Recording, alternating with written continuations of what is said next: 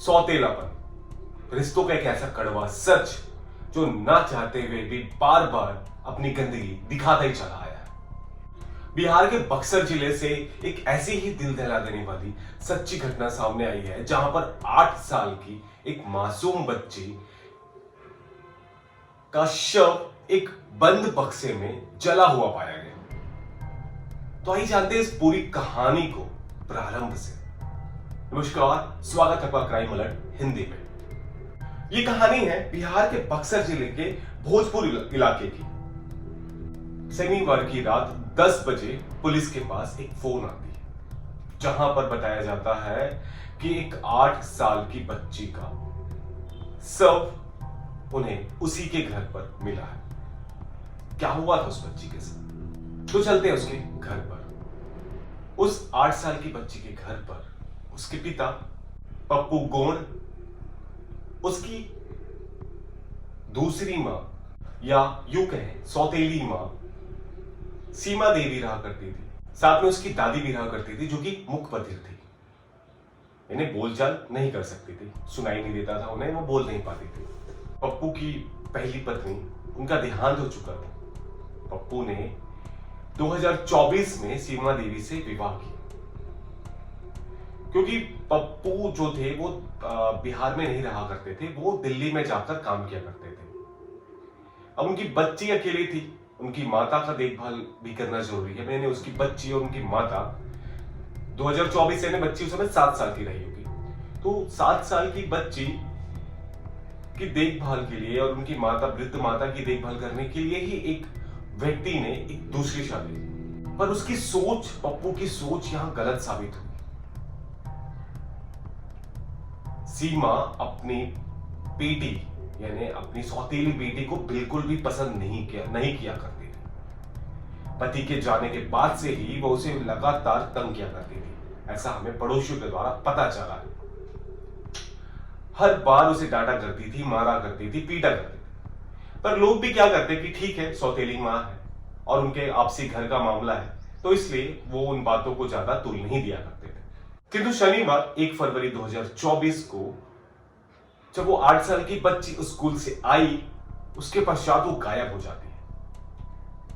परिजनों को और आस पड़ोस को जब ये बात पता चलती है तो वो लोग उसकी खोजबीन प्रारंभ करते हैं, पर वो बच्ची कहीं नजर नहीं आती। इतने कम समय में बच्ची इतनी दूर, मतलब रेलवे स्टेशन, बस स्टैंड, सब जगह ढूंढ मारे वो लोग, पर वो बच्ची नजर नहीं आई। तब लोगों को लगा कि क्यों ना उसके घर पर ही देखा जाए, कहीं उसकी मां ने उसे छुपा तो नहीं दिया।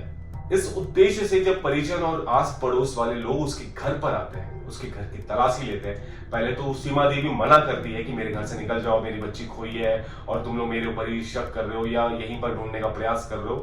पर जैसे तैसे मनाकर जब उसके घर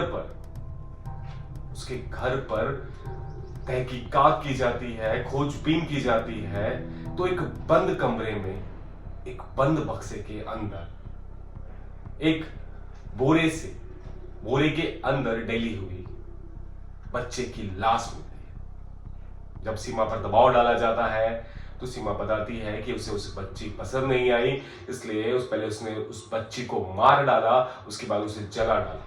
लोगों को यह बात ना पता चले इसलिए उसने उसे बक्से में बंद कर दिया था और वो उसे बाद में ठिकाने लगाना चाहती थी।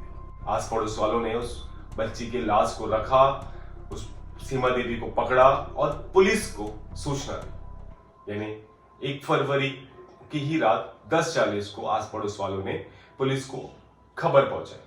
पुलिस वहां पहुंचती है, सीमा देवी को गिरफ्तार कर लिया जाता है और उस बच्ची को मॉर्चुरी भेज दिया जाता है। साथ में दिल्ली में रह रहे उसके पिता पप्पू गोंड को भी इसकी सूचना दे दी जाती है। दोस्तों, इस दिल दहला देने वाली घटना से एक रूह कांप सा जाता है। सौतेली मां भी तो आखिर मां ही होती है। किस प्रकार का ये गुस्सा पनपता है लोगों के अंदर। एक बच्ची ही तो है वो, 8 साल की बच्ची, एक छोटी बच्ची, कुमार के उस मिट्टी की तरह है कि उसे जिस सांचे में आप डालने का प्रयास करेंगे वो उस सांचे में ढल जाती है। वो शायद आपको आपके बच्चे से भी ज्यादा प्यार किया करती है, पर यहां आप ने एक गुस्से के मारे, एक दूसरे की बच्ची होने की वजह से उस मासूम सी बच्ची को ही खत्म कर दिया। समाज आप जैसे लोगों की वजह से ही बदनाम होता चला जा रहा है। हमें थोड़ा सोचने और समझने की आवश्यकता पड़नी चाहिए कि हमारा ये समाज किस ओर जा रहा है। दोस्तों, आपको ये कहानी कैसी लगी हमें कमेंट के माध्यम से जरूर बताइएगा। जो लोग भी बक्सर से देख रहे हैं या भोजपुर इलाके से देख रहे हैं, हमें बताइएगा कि आप लोग भी क्या उसमें शामिल थे, उस खोजबीन का हिस्सा रहे थे, और क्या उसकी मां पहले से ही ऐसी ही थी या कुछ कोई और बात तो नहीं जो अभी तक हमें पता नहीं चल पाई है। ये आप लोग ही हमें अच्छे से बता सकते हैं। तो अगर आप लोग कुछ जानते हो तो हमें कमेंट के माध्यम से जरूर बताइएगा।